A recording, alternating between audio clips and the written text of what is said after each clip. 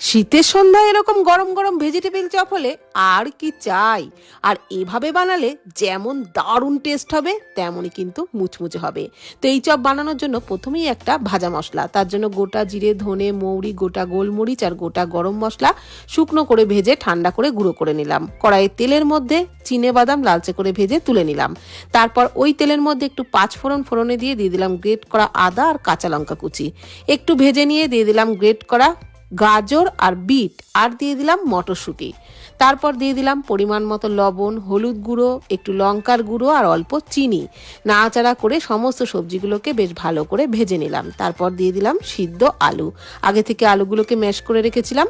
আলু দিয়েও নাড়াচাড়া করে সবজির সাথে একটু ভেজে নেওয়ার পর দিয়ে দিলাম যে ভাজা মশলাটা গুঁড়ো করে নিয়েছিলাম সেটা, আর ভেজে রাখা বাদাম আর ধনে পাতা কুচি। নাড়াচাড়া করে নেওয়ার পর সবশেষে দিয়ে দিলাম একটু ব্রেড ক্রাম্বস। নাড়াচাড়া করে ভালোভাবে মিশিয়ে নামিয়ে